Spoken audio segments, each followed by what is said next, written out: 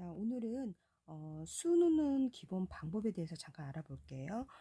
보통 이런 직선이나 사선 같은 거 뜰 때는 아우스트란 스티치라는 방법을 쓰는데 그렇게 어렵지 않기니까 한번 따라해 보세요. 자, 처음 시작하실 때는 매듭이 안 보이기 때문에 안쪽으로 바늘을 이렇게 넣으셔서 천과 천 사이에다가 실을 이렇게 매듭을 감춰 놓으세요. 매듭을 감춰 놓은 상태에서 얘를 해주시는데, 처음에 뜨실 때는 박음질처럼 한 땀을 뜨셔서 바늘을 가운데다가 이렇게 빼세요.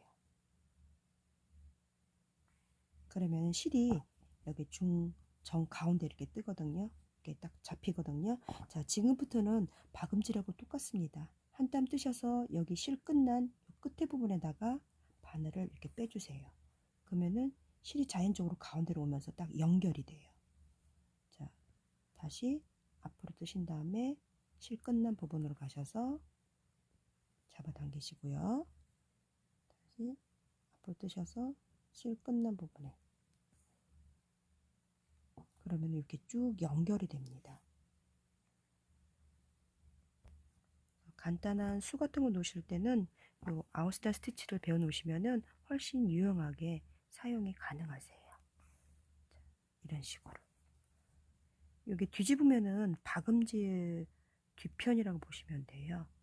자, 박음질 할 때 보면 뒤가 겹쳐서 나오잖아요. 얘 같은 경우는 이제 뒤쪽이 이렇게 나오는 거죠. 박음질처럼 쭉 나오고 앞쪽은 겹쳐서 나오고. 요게 아웃스타 스티치예요. 나는 이게 보기 싫은 사람은 얘를 겹쳐서 하시는 분도 있고요. 끝까지 안 가고 약간 이렇게 겹쳐서 하시는 경우도 있어요. 그러면은 그 사이사이가 안 보이기 때문에 더 깔끔하게 나올 수도 있겠죠. 자, 이런 식으로 술을 놓으시면은 이렇게 일자든 곡선이든 다 뭐든지 완성이 되거든요. 자, 이런 식으로 하는 게 아웃스타 스티치예요. 그래서 다시 이제 밑으로 가실 때는 이렇게 아랫부분으로 오신 다음에 다시 또 처음 시작하실 부분만 한 땀 뜨셔서 바늘을 가운데다 빼시라는 거. 그러면 항상 실이 여기 중간에 걸리거든요. 그 다음부터는 박음질하고 똑같이 한 땀 뜨셔서 실 끝난 부분에 가시면은 이런 식으로 연결이 쭉 됩니다.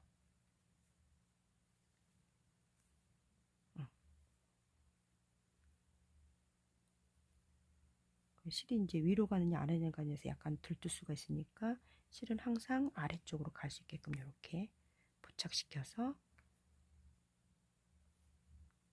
술을 놓으시면 됩니다. 그리고 술을 놓으실 때는 두 줄보다는 한 줄로 하시는 게 좋고요. 실 두께는 너무 얇지 않는 거. 수 놓는 실로 넣으시면 훨씬 더 좋으세요.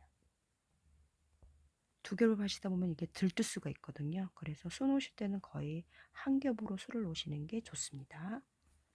자, 이런 식으로 해서 마무리 하실 때는 위로 올리셔서 여기서 바로 매듭을 이렇게 지셔도 되고요. 매듭 지셔서 이렇게 바깥쪽으로 빼셔서 마무리를 하시면은 깔끔하게 되겠죠. 자, 이게 지금 하신 게 아웃스타 스티치고요. 그 다음에 세틴 스티치라고 있어요. 세틴 스티치는 눈 같은 걸 수놓을 때 하는 수놓인데, 이렇게 내가 눈을 놓고 싶은 크기를 이렇게 펜으로 그리신 다음에 이 자리를 같은 자리를 계속 왔다 갔다 하시는 거예요. 그러면은 실이 계속 겹쳐지기 때문에 그 눈처럼 이렇게 부풀어 오르겠죠. 약간 도톰하게 실이. 그래서 인형수라든지 아니면은 다른 여러 가지 용도 쓰실 때 여러분 세틴 스티치 많이 쓰시는데 이런 식으로. 그러면은 조그만 인형 같은 데는 이렇게 눈 뭐 감고 있는 모양이라든지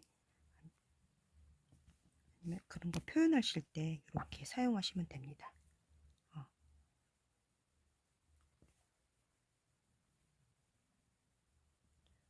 눈도 가로로 뜨셔도 되고요, 세로로 뜨셔도 돼요. 자, 이렇게 하면은 귀여운 눈이 났죠.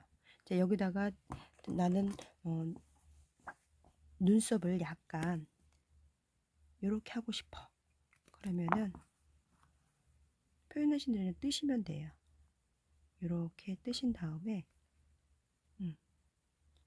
여기서 위로 살짝만 가셔서 이렇게 뜨시면 이제 눈 약간 스티치 있는 이런 눈이 되겠죠. 이런 식으로 세팅 스티치는 같은 자리를 계속 왔다 갔다 하시면서 하면 이렇게 눈 모양의 수가 나옵니다. 이런 식으로 아웃스턴 스티치하고 세팅 스티치만 알고 있어도 웬만한 인형이라든지 아플리케이션 하시면 굉장히 유용하게 됩니다.